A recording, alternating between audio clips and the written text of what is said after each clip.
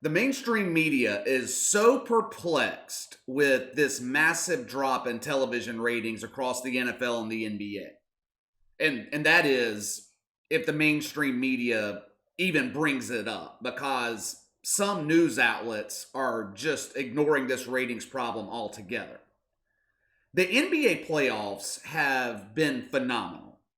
There are so many great stories right now in the NBA. You've got the Denver Nuggets shocking the world by coming back from 3-1 two series in a row. Jimmy Butler, he has revived the Miami Heat, and I think they're on their way to winning the Eastern Conference. You've got LeBron James, supposedly the NBA's biggest ratings draw, chasing his fourth and possibly his last title. Yet, the NBA television ratings have continued this massive free fall that began back in August.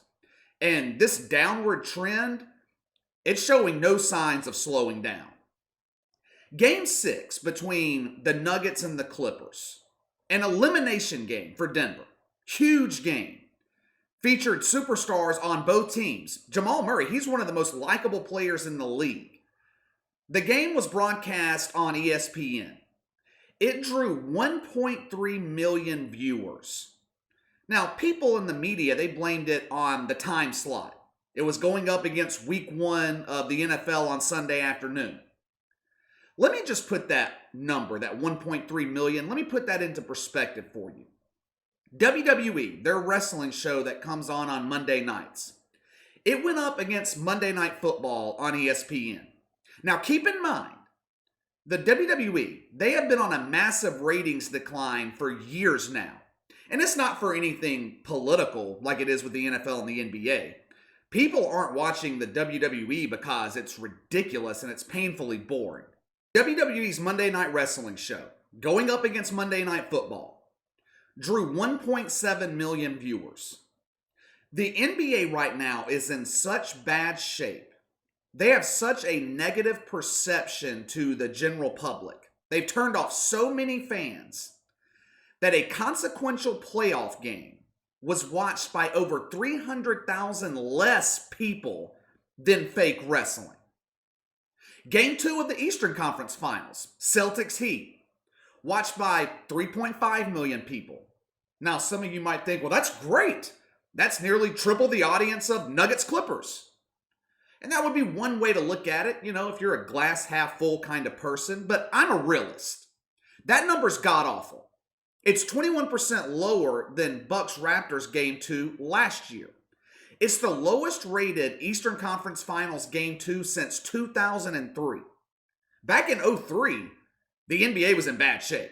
The league was at a point where no one thought that it could get any worse than it was in 2003. Now, little did they know at the time, it could get a lot worse and is a lot worse right now. How did we get here? How in the hell did we get here? Adam Silver has taken what David Stern built over 30 plus years, and he is driving the league right into the Atlantic Ocean from Orlando. I've said this so many times. Adam Silver put himself in a position to where he had to decide if he was going to cater to his players or cater to his audience. Now, he obviously chose the players.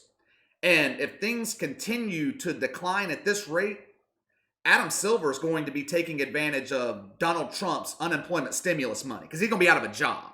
Interest in the NBA is at all-time lows.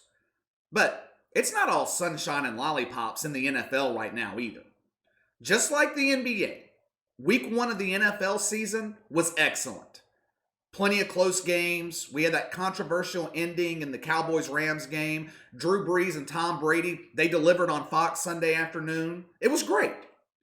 Yet, people tuned out by the millions. That's plural, millions. Sunday Night Football, Rams-Cowboys, Dallas, the most popular team in the NFL. People will watch the Cowboys because they love them or they love to see them lose. Either way, they watch when Dallas is playing. Not Sunday night. Sunday Night Football drew 14.8 million viewers, nearly 8 million less than last season. Clearly, the NFL's doing something wrong. And Roger Goodell should know better. He should know better. He has been down this road before. 4 years ago, people tuned out because Colin Kaepernick and other players were kneeling for the national anthem. When did the audience return? When Roger Goodell and NFL owners like Jerry Jones addressed the issue. The NFL was set up for big success this season. You had Patrick Mahomes and the Chiefs coming off winning the Super Bowl. Patrick Mahomes is likable, marketable, face of the league. He's got a blemish-free reputation. Andy Reid, he is one of the most respected and admired coaches in the league. Whether you were a Chiefs fan or not, people were genuinely happy to see Andy Reid get his first championship. All the NFL had to do was just ride this wave and do the exact opposite of what the NBA is doing. The NFL, they were even given the advantage of time. They saw what the NBA was doing with this nosedive into social justice politics and how it wasn't working. Matter of fact, it's destroying the league. Instead of pushing ahead with business as usual, Roger Goodell decided to copy the NBA, dive headfirst into the snake pit known as politics. You got the Steelers wearing Antoine Rose Jr.'s name on their helmets. Now, he was the kid that was shot by Pittsburgh police after allegedly participating in a drive-by shooting. I don't really know the particulars of the case, but it's kind of like when Drew Brees wore Jacob Blake's name on his helmet. A guy that allegedly raped a woman. Domestic violence. Hell, I don't know what all the charges were. I just know that there were plenty to choose from. Now, did either one of those guys deserve to get shot by the police? I don't know. Probably not, but I've never been a cop. I don't know what I would do in that situation. I'm not in the position to judge, so I don't. But you know what? Neither are professional athletes. What I do know is there are a lot of people that are pissed off with NFL players honoring people that are alleged criminals. Now, at least one player in Pittsburgh was blessed with some common sense. Instead of honoring Antoine Rose, offensive lineman Al Villanueva, he chose to honor Army Sergeant First Class Alwyn Cash, and I hope I'm saying that guy's name right. He was an African-American soldier that was killed on duty while in Iraq. And you know what? I don't know of anyone who had a problem with what Al Villanueva did. Except, of course, your typical social justice warriors, but who really cares about their opinion? Do you remember when the NFL was dedicated to the military? You remember when the NFL honored guys like Pat Tillman? Remember when NFL players stood for the national anthem? Remember when the NFL and the NBA were about football and basketball and nothing else? I miss those days just 12 months ago. Friday night, after Game 1 of the Western Conference Finals between the Nuggets and the Lakers, TNT aired a show called The Arena, which is kind of like a round-table opinion show, hosted by Kerry Champion and featured Draymond Green and Isaiah Thomas. Now, I'd never seen the show before. I assumed that it was going to be a show talking about the NBA. I mean, it's called The Arena. What else would I assume it's about? It's got an NBA star player on there and a former NBA superstar player and coach. I thought it was going to be about NBA basketball. Well, imagine my surprise when the show starts and they're talking about social justice. Yep. When I'm looking for political news, the first person that I always think of that comes to mind is Draymond Green. I really value his opinion on climate change. I was getting ready to turn it off when Isaiah Thomas started just speaking straight truth. They were talking about the two cops that were shot out in California. I believe it was Compton. Isaiah Thomas was talking about compassion and how the African-American community and the country as a whole really needed to practice compassion towards the cops and others in order to expect to receive that same compassion in return. Now, I'm paraphrasing here, but that was pretty much the gist of what he was saying. The sheriff out in Los Angeles, he's put LeBron James on the spot, asking him to match the $175,000 reward being offered to catch the person who shot those two police officers for absolutely no reason. Draymond Green blasted the sheriff for calling out LeBron James, and he also disagreed with Isaiah Thomas about having compassion. Jamel Hill, she wasn't on the show, but on Twitter, she was in all of her race-baiting glory, was her usual self. Vanessa Bryant, the wife of the late Kobe Bryant, she was also upset with the sheriff. But you also had a lot of people come out in support of the LA County Sheriff. Now, which side are you guys on? Do you support the sheriff, or do you think he was wrong for calling out LeBron James? If I had to guess, I would say half of you are on one side and the other half is on the other. That's my point. This is a prime example of why professional athletes need to stay out of politics and social issues. It's a lose-lose situation. You can't win because no matter which side you choose, you are going to alienate the other side. It's bad business. Marketing 101. Stay out of politics. It's that simple.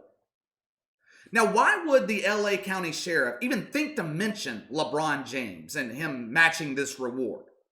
He didn't have anything to do with those two cops getting shot.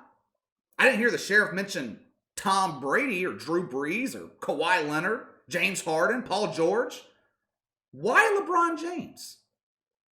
Because LeBron James has made himself the leader and the focal point of social justice in sports.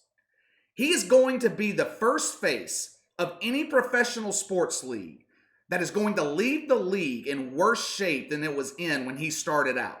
At the end of the day, I think the NFL is going to be okay. I think they'll get through this. The size of their audience is so massive.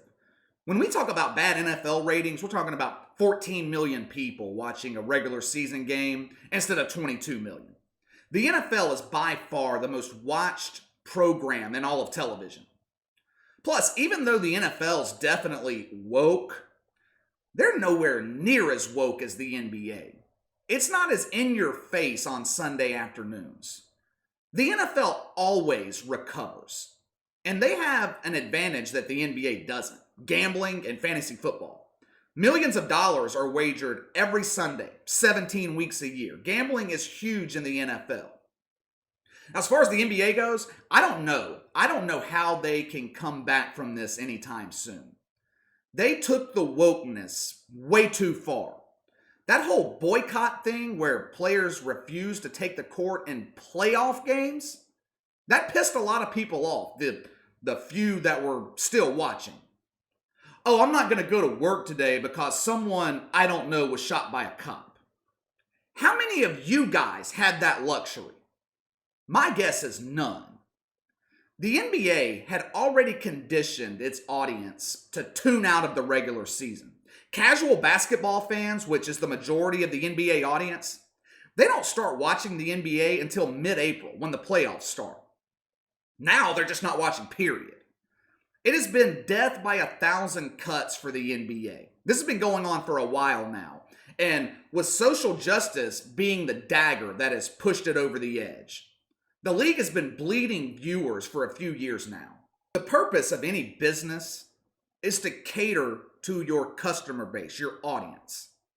Now, I hate to break the news to LeBron James in the NBA, but most of your audience are white middle-class Americans. And that's not a race thing. That's just a numbers thing. I mean, white people are 70% of the population. Now, clearly, a lot of them do not like the social justice path that the league is on. They are telling you with their remotes that they tune in to watch you play basketball or football, not preach to them about politics and social justice. Honestly, I think some people would tolerate it a little more if the politics the NBA and the NFL were preaching weren't so one-sided. If for every left-leaning message or player, they had a right-leaning message or player. Others, they just don't want politics involved at all. I'm one of those people because you can't win when it comes to politics. Adam Silver's got a huge problem right now. Your biggest star has turned himself into a pariah in middle America. Now, who is the next draw in the NBA besides LeBron James? Who's coming up that can replicate his success? Zion Williamson? Maybe. But he's got to stay healthy. He's got to win. And he's got to stay out of politics. None of those are guarantees. It could be years before the NBA returns to prominence. And honestly, it might not ever happen. Like I said, people will forgive the NFL. They'll forgive college football in Tuscaloosa, Ann Arbor. The NBA does not have that luxury. They have dug themselves into a hole, and I'm not sure that they're going to be able to get out of it. All right, that's all for today. Hit that like and subscribe button. Click the notification bell to receive all notifications from the channel. Leave me a comment in the section below. Will the NFL be able to recover this season from their wokeness? What do you think about the NBA? Will the league be able to recapture their audience next season, 2 years from now? Or could the NBA be in a position where they never recover? Let me know your thoughts. You can follow me on Twitter at KC_BTL84. Have any questions, a topic you'd like me to discuss, you can email me at BTLKC84@gmail.com. I'll see you guys next time.